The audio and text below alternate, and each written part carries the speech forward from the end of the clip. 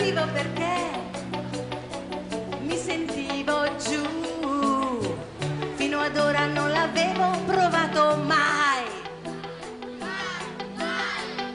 Credevo di essere grande, di non averne bisogno, d'avere passato il tempo dei turbamenti. Ma ho capito che non è così. Mi piace il sesso e ne voglio di più.